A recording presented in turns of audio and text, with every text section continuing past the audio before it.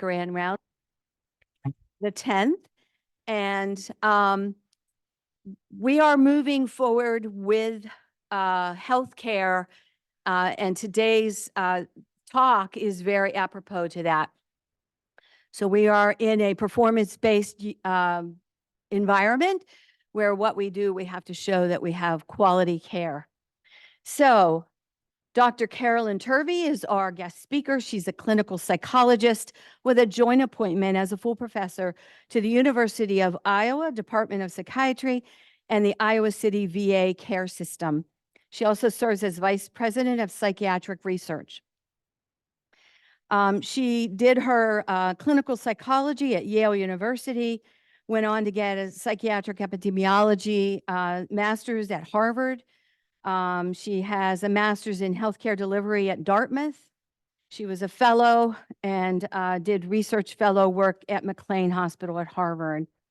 Her research interests are suicide in late life, depression and functional impairment in chronic illness, telemedicine, which we're going to hear about today, chronic illness and disease management, and depression in late life.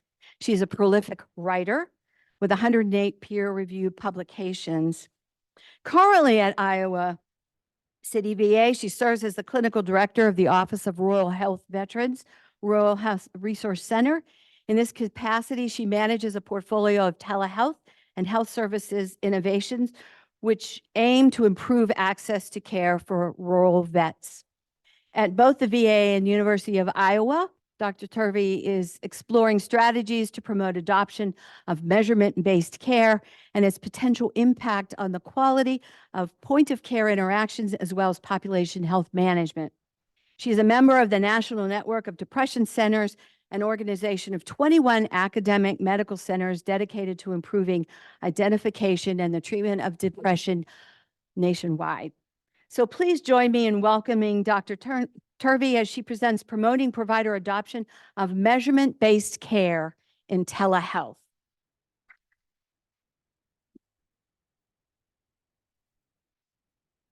Okay, can people hear me? Okay. So today I'm going to first off just go through what I mean by measurement-based care.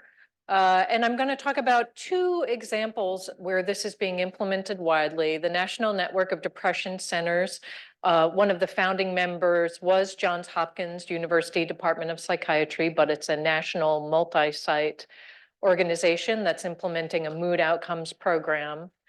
And then I'm going to talk about my program to increase the adoption of measurement-based care.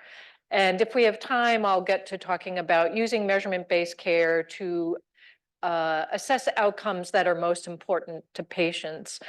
I do a lot of telemedicine, as you know, but my research and a lot of my quality improvement has focused on engaging patients in mental health care through patient-facing health information technologies.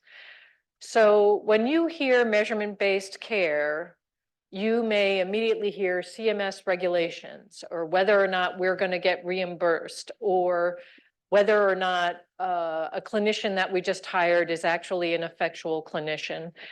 I think that those models are inevitable to have crossed through people's minds, but my biggest promotion of measurement-based care is a way of demystifying psychiatric and mental health treatment for patients, helping them to understand what it is you're working towards, and getting on the same page with patients as far as what they can do and what you can do as far as improving their lives. So that is a very idealistic view of measurement-based care, and no doubt all of the other instances that I mentioned are going to be ways this tool is harnessed. But I think that it is most powerful as a patient engagement tool. And my research has always been using technology to engage patients, and in particular in mental health, to just demystify mental health treatment, because there's still slight confusion or large confusion about what exactly we're working on in our sessions with our patients. So let's start with what measurement-based care is, a definition. It's the systematic administration of symptom rating scales and uses the results to drive clinical decision-making at the level of the individual patient. So that's measurement-based care at its most basic form. You're doing standardized measures over a period of time, and you use that to drive your clinical decision-making with the patient. One of the reasons you're using standardized measures, it enhances precision. So when you talk about depression and the patient talks about depression, do you know that you're both talking about the same thing? When you're treating someone for depression in psychotherapy and the psychiatrist is treating someone for depression in psychiatry, do you know that you're talking about the same thing? When you talk about the PHQ-9, that allows you more precision about looking at whether or not a patient is getting better and what symptoms are not getting better and what symptoms are getting better. It's designed to optimize efficiency and accuracy and consistency. It kind of gives you a ground truth to turn to. But importantly, and this is something I emphasize, it is not a substitute for clinical judgment. It is not a substitute for all of the other kind of less easily categorized ways of interacting with your patients and understanding what's going wrong and understanding what you and they could be doing to be going right. So I really do everything I can to counter this idea that it's monitoring the therapist or it's monitoring the patient. It just helps the treatment team to have, at least in one part, a common language for understanding what you're doing. A big question is, I'm in the room with a patient. Do I really need to do a PHQ-9? I can see how depressed they are. I've known this patient. I know their baseline. Do I really need to do this in a clinical interview? Well, there was a research study, and I don't have it cited here, but I do have the mental health providers detect deterioration in only 21% of their patients who experienced symptom severity. This was a study where they looked back at providers' notes and documentation, and they compared it to patients filling out standard forms. And the clinicians just didn't always pick up on it.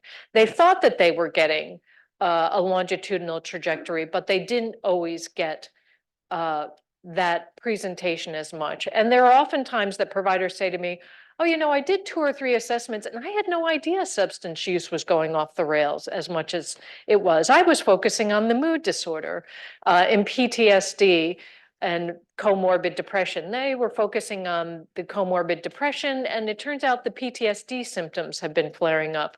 So there's a way that it introduces an efficiency where you can get a fuller and broader assessment of a full picture of the symptoms without going through a clinical interview for every single syndrome that might be on the place. And even though we do have the patient sitting in the room with us, you can miss an awful lot of symptoms.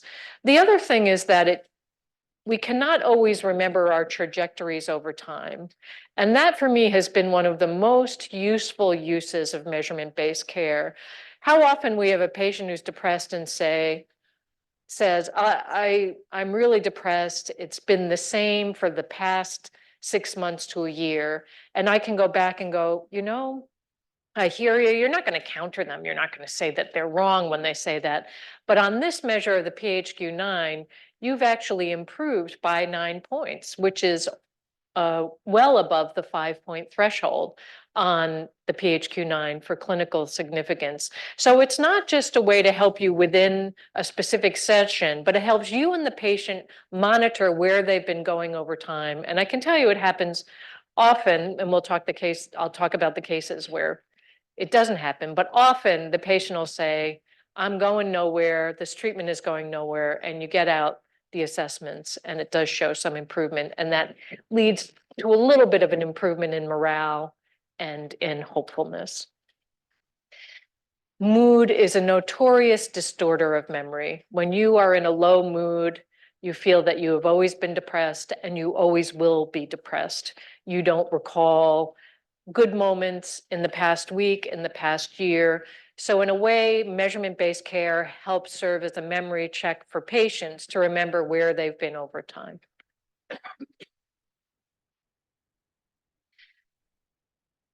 So for the researchers in the room, Measurement-based care has lots of null studies. I'll just be honest about that. There are a number of studies where they do all the work, they get the clinicians to do the assessments, and those who get measurement-based care don't actually do better than those who don't get measurement-based care. There are a number of studies that show that. But the studies that do show impact have 2 or 3 key components. And you would think that these components are obvious, but one is that you do the assessment, you do the PHQ-9, you give the score to the provider, and the provider shares it with the patient. And there is kind of a standard format for reviewing the results between the provider and the patient. That would seem really obvious to everyone in this room. But if you don't have those 3 points, it does not improve the outcomes of your patients. And it's getting more and more common, but when I first gave this talk, I would ask people in the audience to raise their hand if they ever filled out some standardized patient-reported outcome when they go into a medical visit, and then they never hear about it again. That does tend to be the practice because of electronic health records. I've been going to orthopedics at the University of Iowa for 10 years now, and they collect extensive patient-reported outcomes on my functioning. The doctor has never mentioned it until my last visit when I wrote in the open-ended section, do the results of these assessments go into some black hole? Because I never hear about these results. And then they got back to me. But that is the essential thing. And I feel, it's just so low level, but it's not common. If you do the assessments, the provider has to look at the assessment. They have to see the assessments from prior times, and then they have to talk about it with the patient. And then not you were 19. Things are still kind of rough. No, I mean, you need to talk about it in terms of the symptoms, what symptoms are getting better, what symptoms aren't getting better, what do you want to do? You really have to make it a part of your visit. And when you only have 15 minutes or a half an hour or an hour, that's tough to work in because you want to be able to connect with the patient personally. And so a lot of my work in the past year is to talk with providers about how to do these assessments, but also have time to just have that personal, how's it been going? Yeah, it's been rough. Well, why don't we look at some of your scores and see if they tell us anything in addition to this interview? Because it's not meant to substitute connecting with your patient and doing a sensitive interview, but it is something that I think if you harness it and integrate it into your clinic visit can be a very treatment enhancing strategy. I'm going to skip that. I'm going to talk to you about the National Network of Depression Centers, which is a group of academic medical centers, primarily research focused, that are implementing a mood outcomes program. And the initial impetus for this program was like the cancer moonshot. We were going to get together and we were going to do everything we can to just start to eradicate depression and mood disorders in our time. Good luck with that, of course, but that was our model, the cancer moonshot. And here are a number of the people on the steering committee. A number of them are from Balmer, as you say, and they're at Johns Hopkins, but it's all over the country, and Iowa City is one of the sites. Within this program, we have a mood outcomes program where in mood disorder clinics, at every visit, a patient is administered a PHQ-9, a GAD-7, and a Columbia Suicide Severity Rating Scale. And we have it done electronically via tablet before the visit. So it's not administered by the provider. And so that is one of the key ways that we try to improve the workflow so that it's not something that you're doing during your actual visit. We try to have it that the patient does it through the patient portal. So it would be through MyChart in Epic. Often patients don't do that. So when they check in, the receptionist will give them a tablet and have them complete it in the tablet, and our IT has it integrated into the medical record in the correct way. The aim is to improve measurement-based care, but also to support the NNDC's ongoing research. Here is our enrollment per year. And if you see, Iowa and Pine Rest are kind of the clear winners. And I want to tell you how we do it at the University of Iowa, just so that you understand it. We have an algorithm within Epic. And in that algorithm, it says is for all first visits within our outpatient clinics, including our integrated clinics and behavioral health, also in our child clinics, for all initial visits, so there's a code for that. When you schedule the patient, they will get these 3 assessments. They will get it via MyChart beforehand, or when they check in, the receptionist will get a code. She'll type that code into the tablet. That's the unique identifier for the patient. And while the patient is in the waiting room, they will complete those assessments. After that first visit, if the patient is carrying a diagnosis of any mood disorder, bipolar 1, bipolar 2, any depressive disorder, even medically caused mood disorders, when they check in for their visit in our psychiatry department, that will get flagged. So it's the computer doing all of the work as far as flagging who gets the assessment. It's not the clinician having to think about it beforehand. It's not the schedulers or the receptionists having to figure it out. It is just all integrated in the background by the computer. And that's how we've been able to collect so much data. Now, there were some issues with that in the beginning. Some of it was clinicians not reviewing the assessments and not even really knowing the assessments occurred. Or the clinicians not knowing the assessments occurred and in their notes saying denied any suicidal ideation. And we have a PHQ-9 administered that day that has suicidal ideation. So that didn't make our compliance people happy, nor our chair. Yeah, so what they then did was it automatically populates in the note. So we had it that if the patient did it, even if the clinician didn't discuss it with the patient, which I will be honest, often the clinician didn't. My program that I'm doing is at the VA, it's not at the university, but we do talk about it at the university. When the clinician pulls up the note template, whatever the note template is, it will automatically populate. This is the PHQ-9. This is the PHQ-9 today. This is the PHQ-9 for the past 8 assessments. And here are the scores on the 9th item of the PHQ-9. So we made it so that the clinicians could not avoid that information, at least at the document writing stage, which often they do during the visit. So they would have it there. Unfortunately, there were still disconnects between what the clinician was saying and what was in the PHQ-9, but we've really worked against that. And that is a system that has its pluses and minuses, but it reduces one of the biggest barriers to measurement-based care, which is that clinicians simply don't have time. And it has led to our being able to collect quite a bit of data because it just happens automatically, and we have a lot of longitudinal data.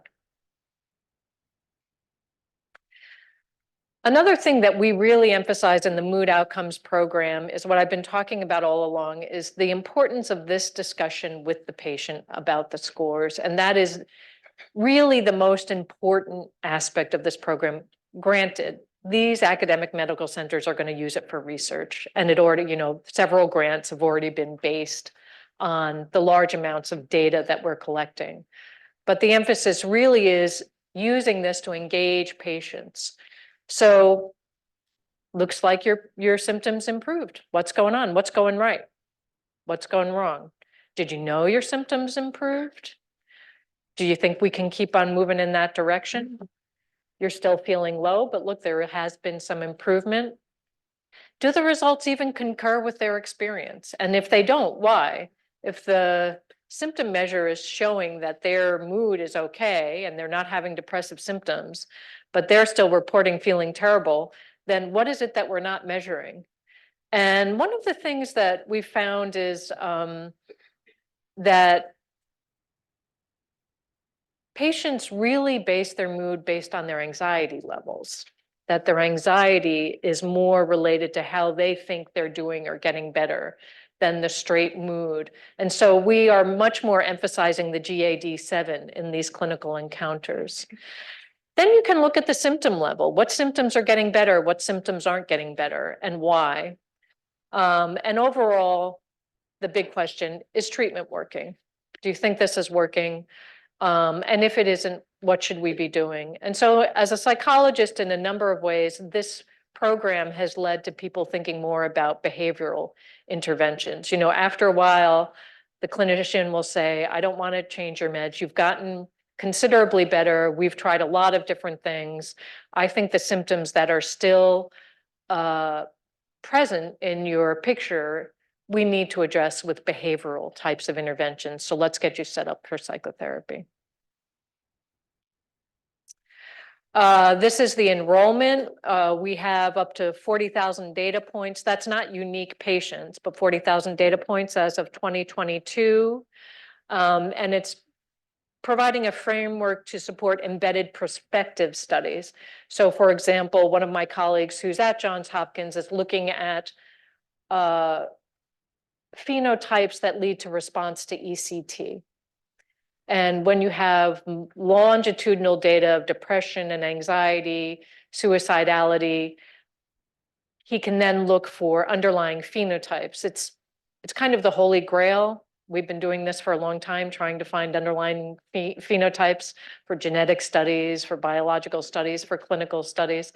I hope we're successful, but now with information technology, we have the tools to collect an awful lot of data to start to support that type of research. And it also allows us to look at kind of population health trends over time. This is so it's 2018, period 1, period 2, 2019, 2020. This is not going to come as a shock to anyone, but it really did indicate quite well how much children under the age of 18 suffered during COVID, that the anxiety and depression really went way up during 2020 and 2021. And whereas people 18 to 25, age 65 and older, age 25 to 65, kind of a straight line.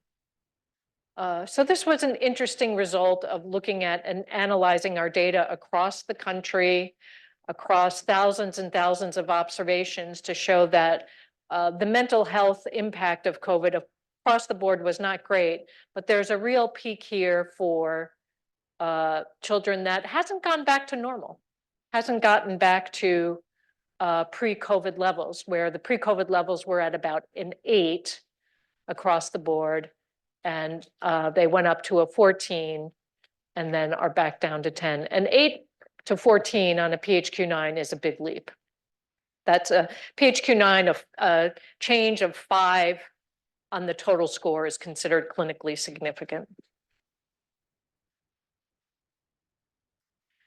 We are now expanding this program for some sites. We're trying to integrate other aspects of the medical record. Our program is primarily Epic-based, and we are trying to do a PCORE-net model where we get lots of other medical information. Now we pretty much get basic demographics and these 3 measures. We're trying to find a good measure of mania, since bipolar disorder is a big interest of ours, but it's hard to find a standard patient-reported outcome for mania that is very valid. But we're trying to pull in diagnoses, medications, and other treatment interventions. So for example, there is a study, I am not going to cite it, but there was a study looking at the prediction of suicide through a model like this. And they found that the model where they integrated lots of different aspects of the medical record, not just psychiatry, utilization, and symptoms, that was a much better model predicting suicide, to take in more of the full picture. And as medical records expand to collect more data on social determinants of health and well-being, we're hoping that those models get fairly robust as far as predicting clinical outcomes and treatment response of interest to us. So I'm going to skip that. And so here are some of the publications that are based on this data set. Symptoms of mania do not contribute to suicidal ideation or behavior in the presence of bipolar depression. Moderators of the association between depression, manic, and mixed mood symptoms, an analysis of this data set. anxiety symptoms and suicidal thoughts and behaviors among patients with mood disorders.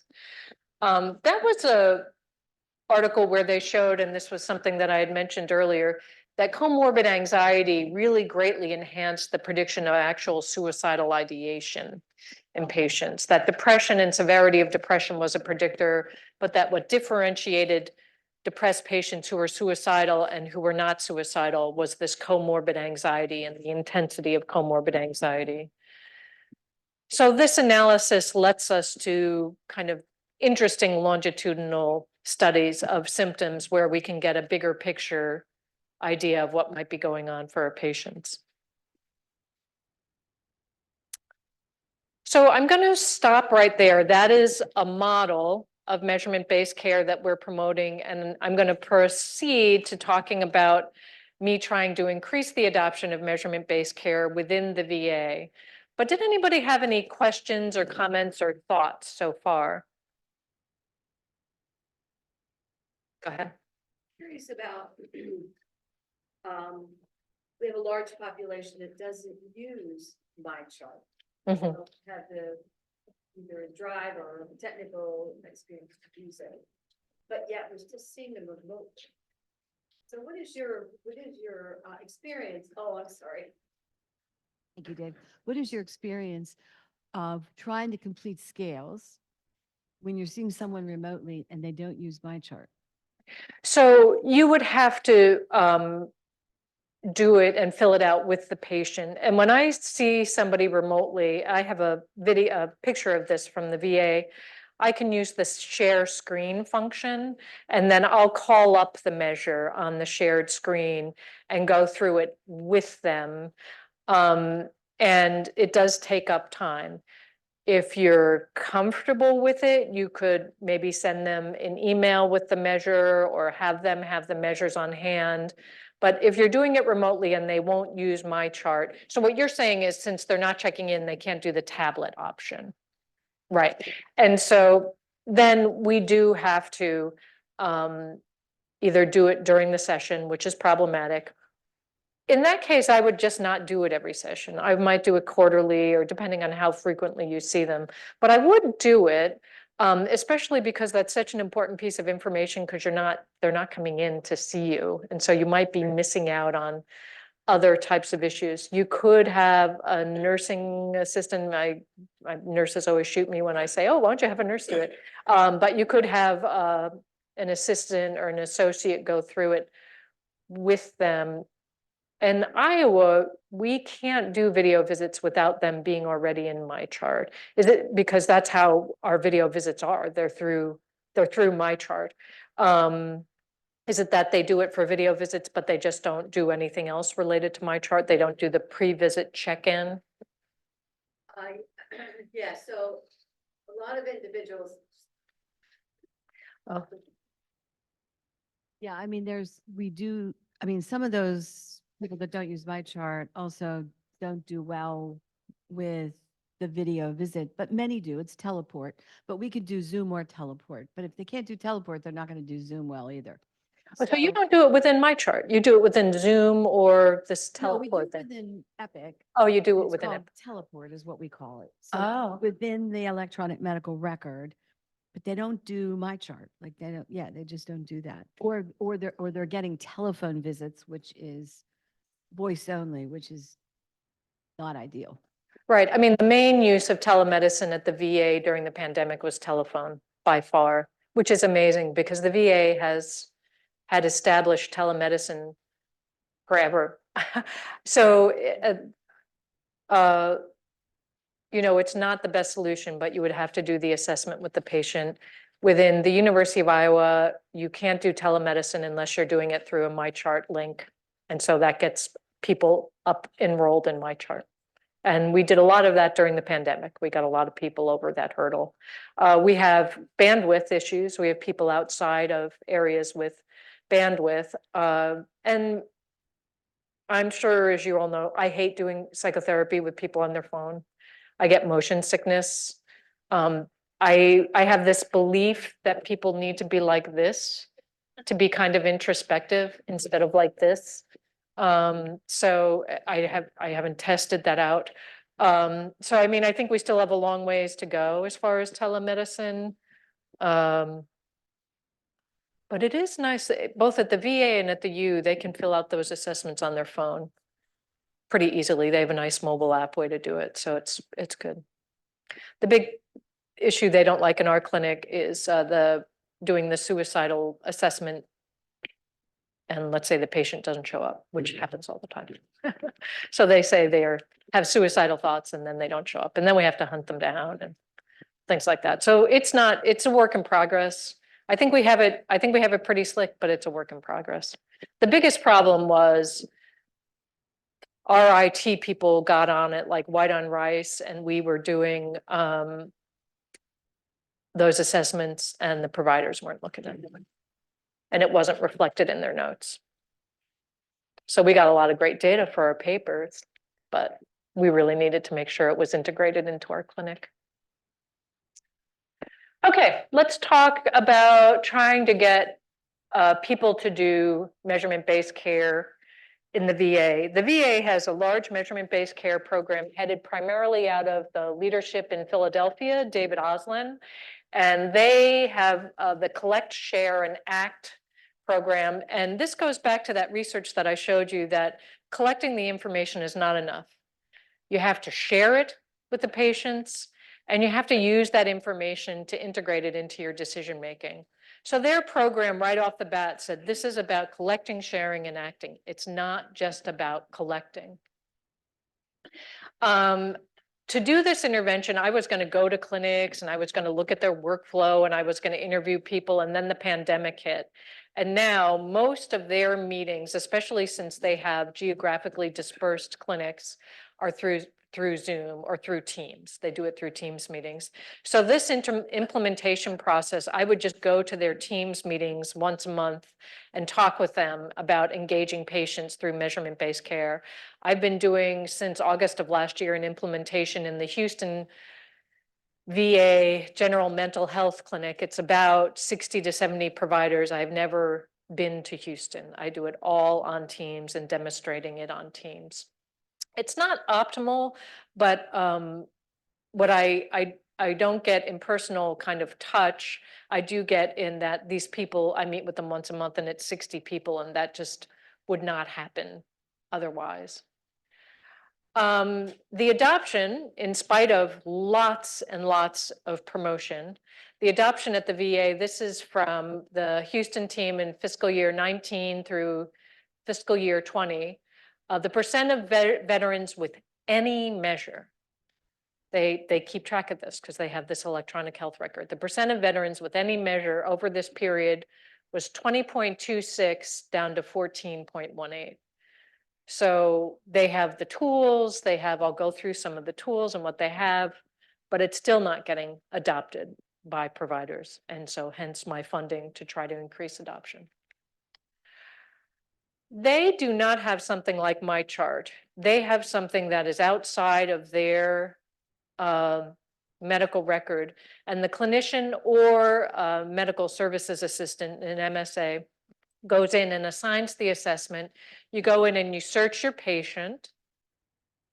And once you get your patient, you say, I'm going to send to the patient, or I'll do it on this device. And you say, do you want to do it via text message or email? We have their emails on file, so it automatically populates. And we have their phone on file, and it automatically populates. When I do this, I click both, because once they do it, it's no longer available in the other mode, and I just cover my bases by clicking both. And then I click on delivery time later, and I deliver it to the patient the morning of my visit. So if I'm seeing my patient Thursday at 11, I put in there, I'd like this to go either Wednesday night or Thursday, and you can indicate the time. And then it will send the message to the veteran to complete the assessment at that time. It's a great system. I think it was in part developed by David Oslin. And what I am hinting at it there is when you have clinicians developing the information technology, it tends to be really well designed. But it's outside of the medical record. So that is a shortcoming. This platform, all right, it's called Behavioral Health Lab Touch. And then down below are all of the assessments that you can choose from. And there are 50 to 60. There are a lot of assessments and it's growing all the time. And you can do kind of a batch. You can say, whenever I see a patient with PTSD, I want these 3 measures. You can do that and then say, okay, do those 3 measures. You can batch it and then have that saved as a standard template. And so you just say, okay, do my PTSD measures, do my geriatrics measures, do my ADHD measures. So it's a pretty easy to use system. And the patient gets, this would be either in their email or on the text.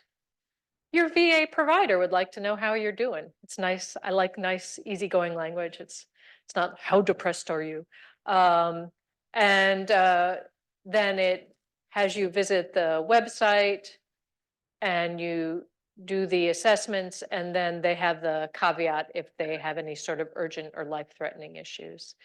They had a whole protocol about how to go about this for the 9th item of the PHQ-9, and you had to sign a form that said, I will not use this technology unless I have a complete protocol where staff members will be checking if I'm not around for the 9th item.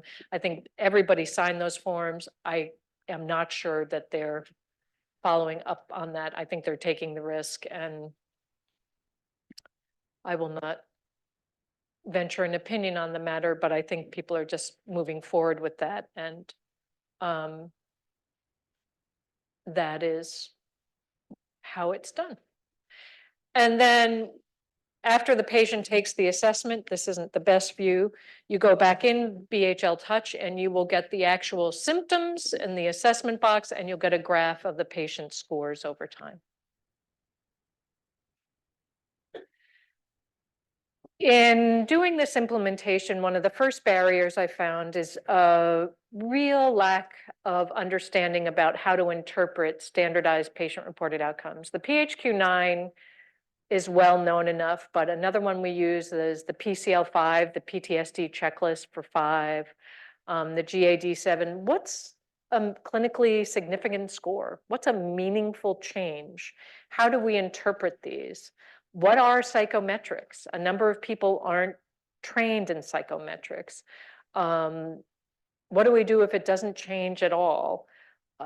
What are these measures' sensitivity? So we developed, and this is where I'm 60 years old, this is where my non-technical side said, people need to see in pencil and paper what these items are, not pencil and paper, but printed out on paper. What are the items? What are these measures comprised of?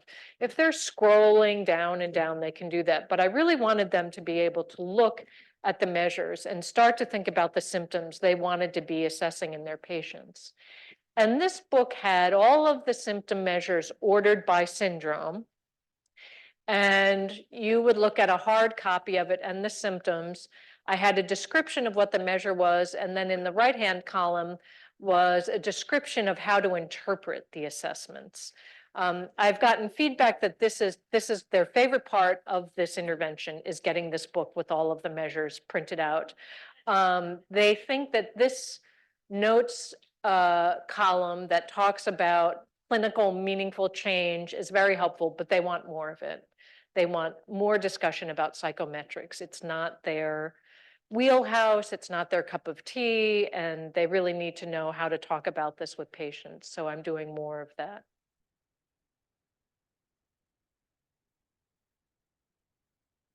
So I have been doing this for the past 2 to 3 years, and there are still many people that say to me that there are many patients who will not get benefit out of this, that they don't think that patients will like this, that this is more of an administrative thing to help with supervising them. And we talk to patients, and I really regret not getting some patient quotes. We've talked to patients, and we're going to continue to talk to patients. And there are some belligerent, but there are many, many who find that this process helps demystify mental health for them, that they see it and they see their symptoms, and then they understand what it is the doctor's trying to treat, and also what the doctor isn't trying to treat, but that might be important to them and that they do want to start talking about, like loneliness. Is loneliness assessed in the PHQ-9 directly? No. A lot of the anxiety symptoms that go undetected by the PHQ-9. There is a way still that I think patients don't fully get mental health the way they might like diabetes. We often say, oh, depression is like diabetes. Our patients may nod their heads when they hear that, but I'm not sure that they fully understand that. And so I think looking at these symptoms and the measures and the scores over time are helpful. Another veteran that we talked to about this talked about how he's always been severely depressed. He's always been in the severe range. And that has contributed to a significant sense of hopelessness. But now with measurement-based care, he can see within that range, he can improve. And he said, you know, I always compared myself relative to everybody else who wasn't severe. And now I'm comparing myself to myself. And that gives me a range that I can work with and I can start to feel better. So I think a number of revelations come to patients when they see these numbers, and they certainly shouldn't substitute for the actual clinical intervention that you're doing. But I think it really does help patients to understand mental health better, and for both the patient and the provider to get more systematic about what are the goals of care and what are we working on. How to do it in telehealth. Use the share screen. In BHL Touch, and I don't know if they have it in Epic. I actually built it out in Epic at my place where they would get, was just for the PHQ-9, they would get a chart of their scores over time. But in BHL Touch, and you could talk with your IT people about getting, oh, you have that, good. So you can call it up during the session. This is me and my assistant, but, and our test patient. But, you know, in BHL Touch, you would do the share screen and it would keep the video of both of you, which I love. And then you have in the middle, the score, and that could approximate when you're doing telehealth, you and the patient looking at the scores together in the session.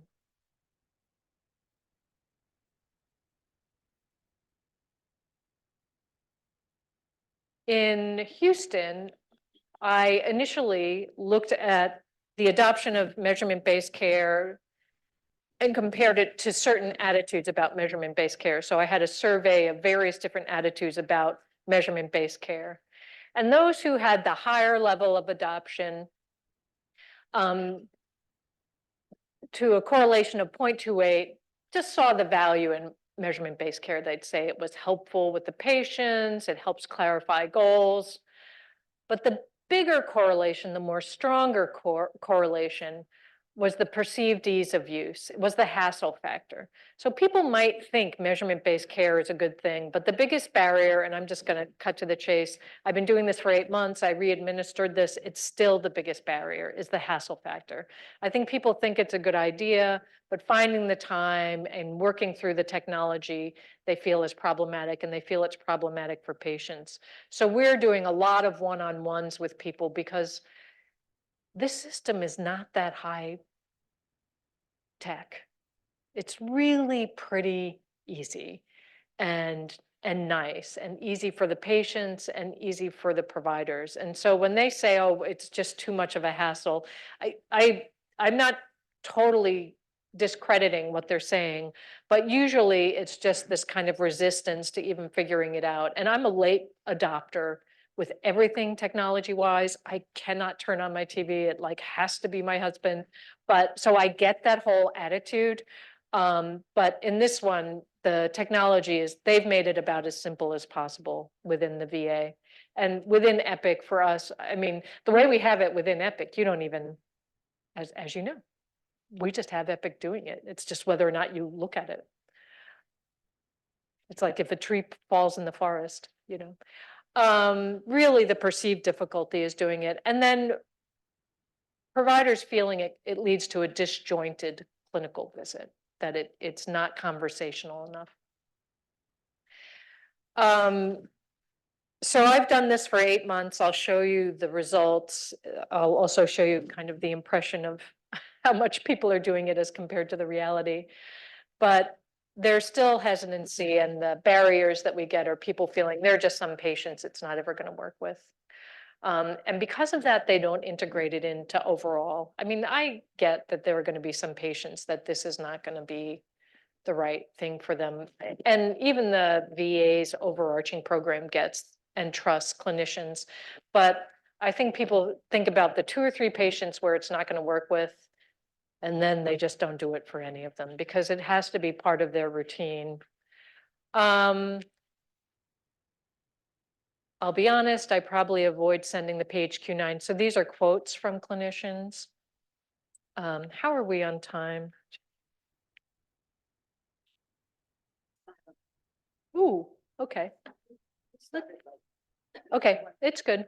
I actually wanted there to be, I guess what I fears about discouraging patients, I'm going to bring up 2 main issues that I think I need to tackle and that we need to tackle. Sorry about that. So this was, we went up for what percentage of your patients to use measurement-based care. It went from 69 to 88. So they found it helpful. Note that those are much higher than the 14 to 15% I talked about earlier. The 14 or 15% are based on people who use BHL Touch and then upload it into the medical record. So it's an underestimate. This is probably an overestimate. Somewhere between the two is the right, but there's the trend there. I think that this is a problem within measurement-based care. This was a study done of longitudinal trajectories of veterans with comorbid PTSD and depressive symptoms. And 25% basically have a straight line. So what do you do with that in measurement-based care? I mean, you could say, okay, well, it's a straight line because they're not treated. They need to treat them better.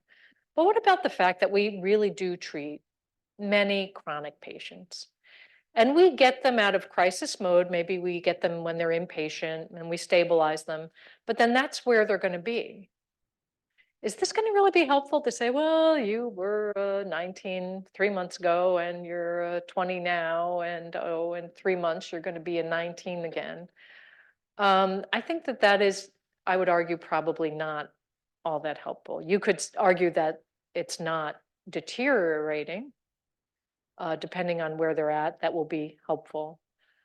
But I think part of the reason there hasn't been adoption is the chronicity of patients and how much we can really expect to see movement on these measures. I do talk a lot with psychiatrists about having a prescription pad for behavioral health. And it doesn't have to be a referral to a therapist, but if you've gotten a patient to the level where they're going to be at that level, start thinking about what they can do behaviorally and whether or not they actually need a separate type of treatment for that, or you can do that within your relationship with them. But I also think at this point, we have about 32.3%, so 33% that go for the trajectory that we would want.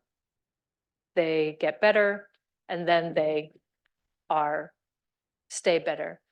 But many either take a long time to get better, or they get better and then they go back to where they were in the beginning.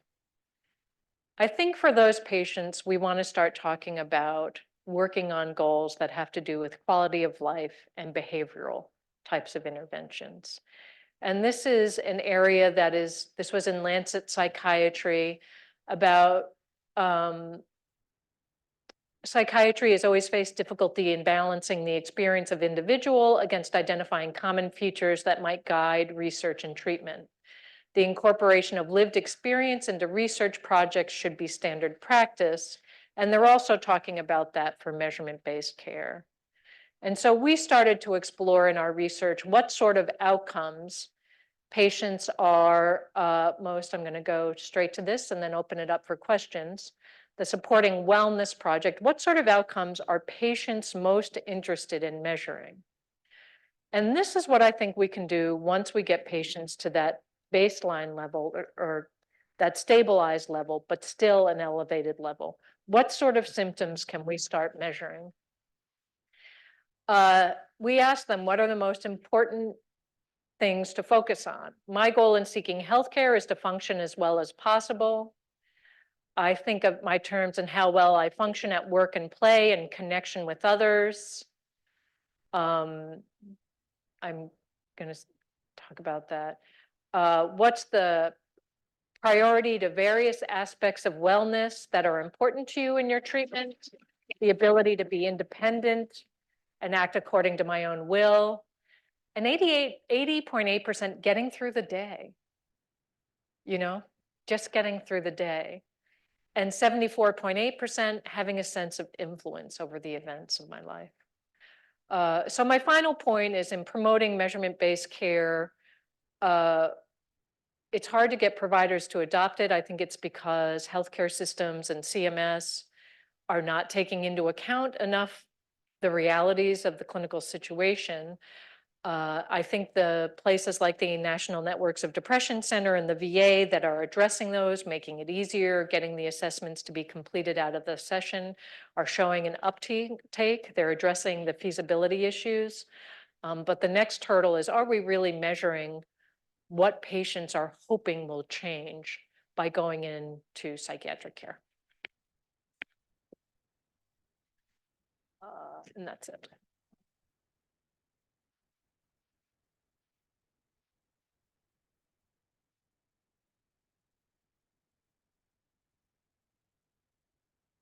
Go ahead, yeah. Yeah, so we've been thinking about this. Oh, sorry. So, We've been thinking about this, and we implemented a functional assessment in addition to these other assessments, Right. which is the quality of life short form. So it's like 13 questions about all the different domains in life: work, play, sex, symptoms. And it has enabled us to then, when somebody gets to that plateau, say, well, let's take a look at how you feel like you're doing and what area do you want to focus on. Do you have any experience with something like that, a functional assessment? So you're ahead of the game with that. And I talked about this in the meeting before, because for one thing, providers tend to be hesitant to do functional measures because it's, not the FDA indication. So that you're doing that, I think is great. And I mean, is a real testament to how patient focused you are and patient oriented. The VA is pushing something called the ReQual, which is quality of life. I tend to emphasize functional measures. Quality of life measures for me overlap a lot with depression measures, but I actually think patients prefer quality of life measures. I tend to focus on functioning because that just tends to be my bent. I want my patients to be able to work and have families and do things like that. They just want to feel that their life is of high quality. So I think that that's the right way to go. And so I would continue doing that. The question is then, what do you do if they have low quality of life in certain areas? But I absolutely recommend, and as part of this implementation, I recommended a syndromal measure and a quality of life measure. I don't want people to give up syndromal measures. After all, that is the indication for the medications we're prescribing. So I think that that's important. There is some hesitancy from providers that are having 15-minute prescribing times. What are they going to do about kind of your behavioral laxity or things like that? They're going to have to collaborate more with peer support or with psychotherapists to address those, or get skilled in, brief behavioral intervention. What, excuse me? brief intervention. Right, brief intervention. So what brief interventions do you use? Kind of depend, brief activation, like. Yeah, so it's behavioral like- activation. Yeah, behavioral activation. But if somebody identifies an area that they're unsatisfied, I often ask a simple question: what is one thing that you think if you changed would make it better, or one thing about that you want to be better, very concretely, and give them a small goal to do until the next session. I will say that providers don't give this as much as the therapists do, the quality of life. So it's hard to get, the adoption is, we have the same problem. So there are two, and I've been doing this with prescribers and psychotherapists. The question I ask is, how would you like your life to be different? So to kind of just get it very clear and concrete. And my two go-to things are behavioral activation. I tend to focus on social isolation, even if they don't focus on it as much, because I think people underestimate the degree to which social isolation impacts their overall well-being. So there has to be just a whiff of social isolation in their response, and I'll be like, well, let's go for social isolation. But behavioral activation and distress tolerance. I am a big fan of, now I'm blank, Marsha Lenehan's distress tolerance techniques. She has a whole book of like, I don't know, 15 to 20. If you just Google distress tolerance, you'll get this booklet. And there are some super concrete. One of them is I went over them with my daughter's dorm room friends. I'm like, which of these would you do? And one of them literally is putting your face in ice water. And I thought, oh, that's ridiculous. They're not going to choose that one. They're like, we love that one. They love doing that one. The one I like is the stop technique, which you look up. Yes, stop, take a breath, proceed mindfully. I am, I think acceptance and commitment therapy has a lot of good hackable techniques. There are a lot of patients really like these metaphors that ACT uses. You can get the big book of ACT metaphors, believe it or not, and it just has metaphors to help people kind of visualize their anxiety and then try to bring the anxiety down. So I worked with the clinicians to have a kind of a toolkit of brief interventions like that, having a prescription pad. But behavioral activation is one of the big ones, and overcoming avoidance. But again, it has to get back again. The other measure that I've been recommending people do now is the therapeutic alliance measure, which you could do through BHL Touch. And it's not so much that in the therapeutic alliance measure, there are measures like my clinician and I are working towards the same goal.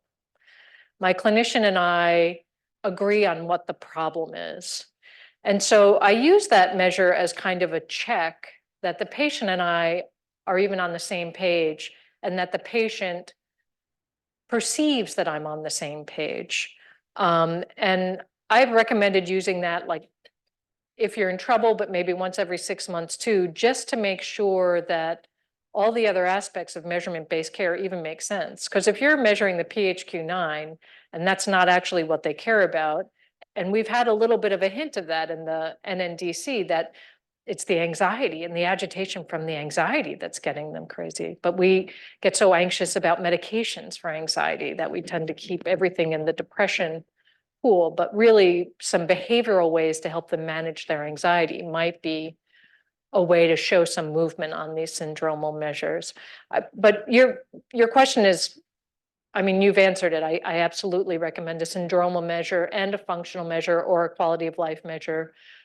I like functioning, patients like quality of life. That's what they feel is closer to their well-being. And then I ask questions about how they want their life to be different. A lot of the newer behavioral therapies, the third wave behavioral therapies, have lots of very manageable techniques. So I like those. Go ahead.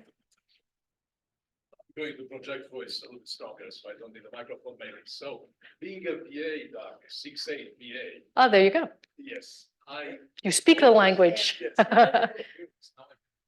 Okay. So I always kind of reflected about really the clinical integration of measures that are there, out there, very important. And actually what I found is that the study of heterogeneity of how people relate to pen and pencil, to self-reports, would be very, very important. There are some people that actually answer much easier. We know drugs, sexuality, those domains, you get much better accurate responses on self-report. Now, in terms of the depression and anxiety, and especially PTSD, the form that you mentioned, it's very different. So some people really hate to do the self-report, others don't. We do studies in the Amish. People say the Amish are bad at pen and pencil, but actually there are maybe 30% who are not bad at all and actually like it very much. So I think that is important. And then there is another heterogeneity coming from the center, meaning the culture of the place where that is being implemented. And many times when people do analysis, they kind of put everything together without doing a hierarchical or mixed model type of analysis by accounting the culture of the local culture. Because a lot comes from the leadership, a lot comes from there, and many detrimental things may come from the leadership in that way. So that part is also important. But then the most striking element is this reaction of the veteran as to what happens. Meaning, if you really put there that you do poorly and nobody follows up, you think that this is some form of neglect, yes? And then you put there suicide ideation 1, scoring 1 on the item 9, and people start calling because of that. And you feel that has been always like that. You feel there's some sort of abuse, So in some places, I would imagine if people cannot actually react right to the 9th item, better they do PHQ 8 rather than PHQ 9. So what are your thoughts on this? So a lot of people have opted for the PHQ-8. I think for a number of reasons. I call that kind of the don't ask, don't tell view of suicidality. I worked with cardiology for a while, and I feel like doing the PHQ-8 is like talking with a heart patient and never asking them about chest pain. I mean, it's a key symptom, and I wish that we didn't let litigious concerns, which is our concern. But not only that, meaning if you really mark that you have an intent or like you are very severely suicidal and nobody reacts to that, it's not the litigious part, it's actually the care part, yes? Right. Like a cardiologist would not let a question about chest pain Yeah. run through. It will have to be reacted the same day, no? Right. No, and that is very bad, and that could be counter therapeutic in a lot of ways. So I do think that those processes have to be in place. I guess with this and a lot of assessments, the focus on suicidality over kind of the big picture of depressed mood it's not clinically good for the patient. It's a lot of litigious concerns, but yes, no, you have to respond to it. You can't just have, like we had at the University of Iowa, lots of these assessments going out and nobody was looking at them. And those were assessments that were done in the staffing room. The other issue is, I think, kind of what I would call calibrating to your patient. There are some patients who have a PHQ-9 of 11 that is equal to a PHQ-9 of 22 in other patients. And the best way to calibrate it is to get multiple assessments over time. And that's really where the pay dirt of measurement-based care comes, when you have multiple assessments over time, because they do approach these questions very differently. They have very different thresholds. And they define the questions very differently, and you don't get the full picture from one assessment. It's really when you get 2 or 3 and you see them and you use your own clinical judgment that you're like, okay, that's what a 12 means on a PHQ-9 or for this patient, and this is what's going on for them. Within the VA, the big problem is patients concerned that it's going to jeopardize their disability. I really, for leadership, try to convey as much as possible that this is a tool to help patients really understand and manage their illness better, and that again, I really regret not having the slide from some key quotes. When we talk with patients about this, I mean, some talk about skepticism from the beginning, many don't at all, and others just really get engaged with it. And they don't see it as the whole picture. They don't think that it's who they are as a person. I mean, they're sophisticated enough to get that, but it helps them to understand and have a little bit of what we might call observing ego about their symptoms. It helps them to get a little bit of a sense of, oh, yes, that is this syndrome that I suffer from called PTSD.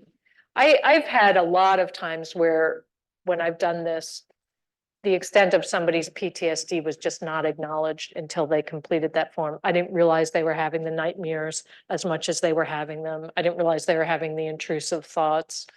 And it's been an important thing for me to take into account in my clinical care. Yes, and indeed, probably paying attention to individual items rather than the totals, as you mentioned, that is probably important there, because that's what actually comes out from those PTSD scales. But the future is, I think, fantastic. I think it's given the AI advent, I'm enormously optimistic about big things coming, not in terms of using AI, by AI using it, kind of thinking this through. Of course, there are risks. Like, for instance, if you automatically have to treat anxiety in veterans, well, we might increase suicide by just taking away the fear of death and dying, which could be the main reason someone is not actually acting on suicide ideation. So it would have to be not automatized in terms of, and judge, I would imagine. Would you agree? So when you say AI, are you talking about like Chat GPT or? No, I'm thinking much more. I'm thinking about the AI revolution and what is coming. Yeah. ChatGPT is, now we scratch the surface of it. I don't think AI is going to take away my job. And given how few clinicians we have, there's a part of me that just says, have at it. If you could somehow replace me, because there are not enough. I live in Iowa. I mean, we just don't have enough clinicians, period. I do think that what's going to happen is AI combined with clinical expertise is going to make us more kind of efficient and able to, because we just don't have enough doctors and it's only going to get worse, and we don't have enough psychologists and enough social workers. And there's a real healthcare crisis in that regard.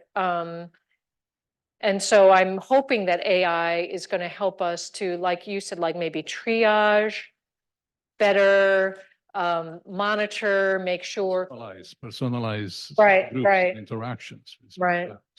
And I'm hoping that we could use AI to have lesser trained people do low intensity interventions. I'm hoping that we could have people who are like community health workers can manage possibly higher level types of depression and anxiety using AI. And then it would get to a PhD level psychologist, which are becoming rarer and rarer. So no, I think it's very exciting, and I think it's very patient-centered. I think the leadership, it really does come down to how the leadership presents it and monitors it. And the VA leadership on measurement-based care, they absolutely tell me to influence, like not talk about how this might be used to evaluate how clinics are doing.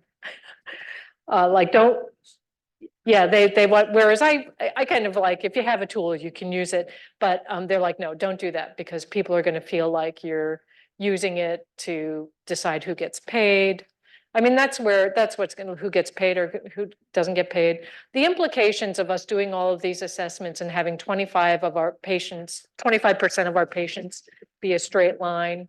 I can see insurance companies not being generous about that. But I want to see those patients. And I do see those patients. I have many straight liners in my practice. I like the individual symptoms. That was the other thing you said. I think that that's the richest discussion you can have, and that those lead directly to behavioral interventions that you can do or you can refer them for.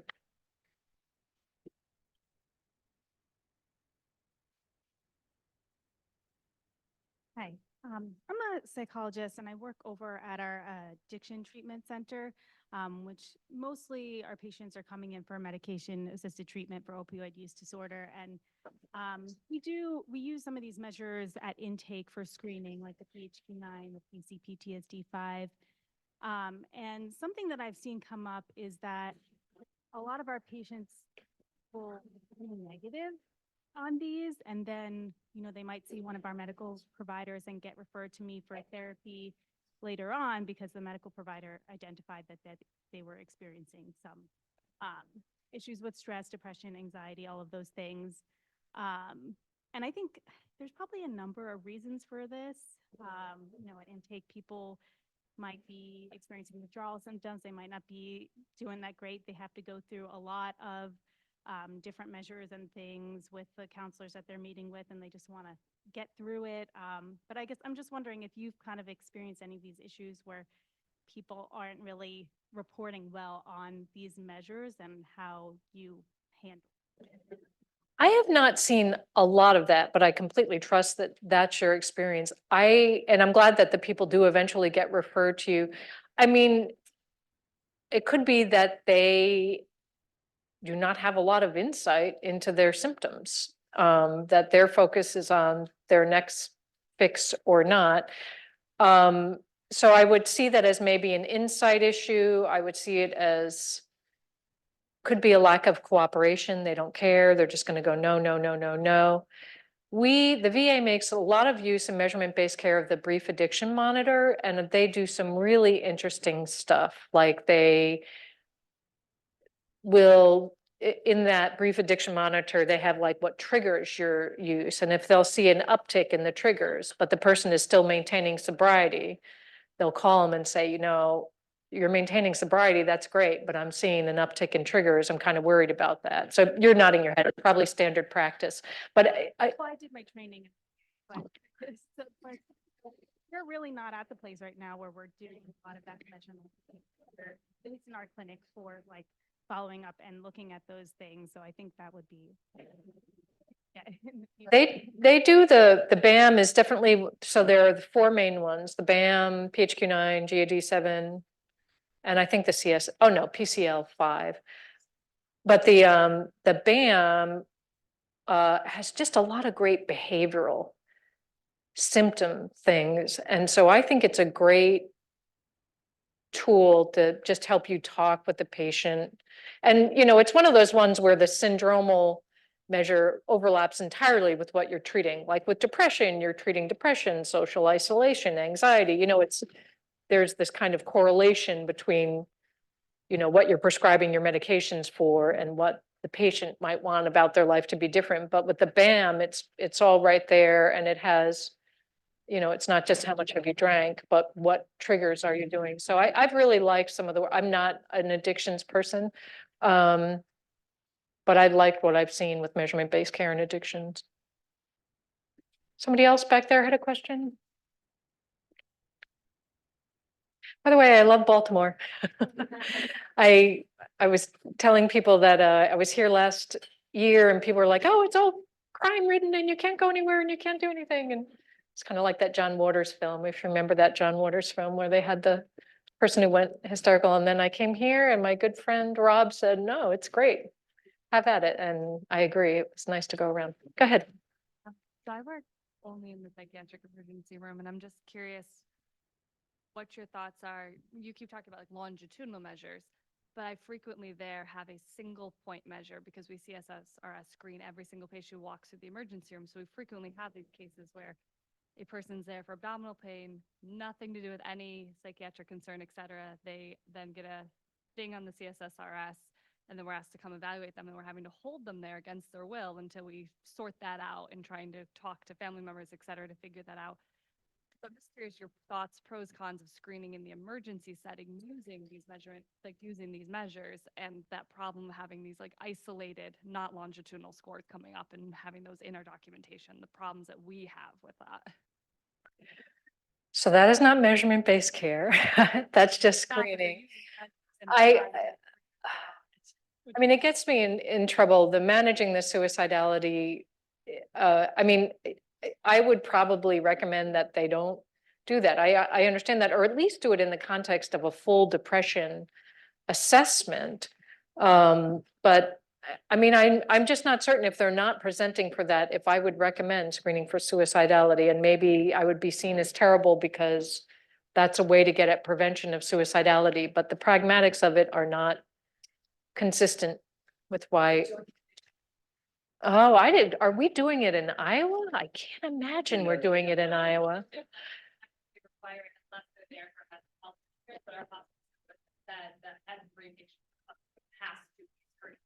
So we end up in this pickle.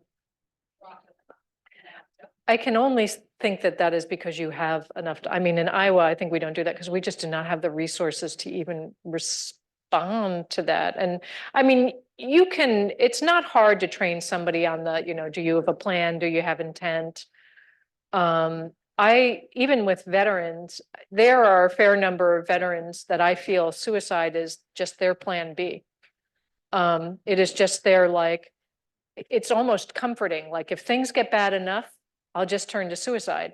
Like, am I going to give them a positive on suicidal ideation and then go through that every single time? It's not, it's counter therapeutic to make suicide that big a part of their clinical picture when it's almost like a tick in some ways or something. So the suicide issue is very tricky. I do think assessing suicidality from a public health measure is a good thing.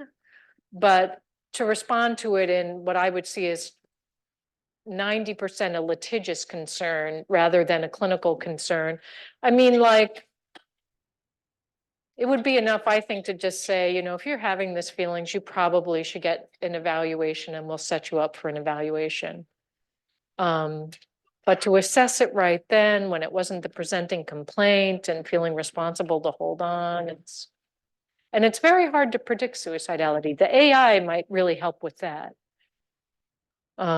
We're not that good at it. One of the most helpful things one of my mentors said to me when I was at McLean at Harvard was, you will have the experience of a patient committing suicide where there was nothing you could have done or knew about, and you will have the experience where there was something that maybe you could have done. And I think we need to socialize people that this is what happens when you work. I think one of the biggest predictors of whether or not a professional has a patient who commits suicide is the severity of the patients they see. It's not that they're a good provider or not. There's one provider, not that you care, but one provider I know kind of says, well, I've never had a patient commit suicide. Well, he does perinatal depression. And like one of the biggest predictors, protective factors for, again, suicide is having a small child in the home. Who's going to kill themselves when they're pregnant, you know, unless they're psychotic or something, but just not really what people do. So. Okay, thank you.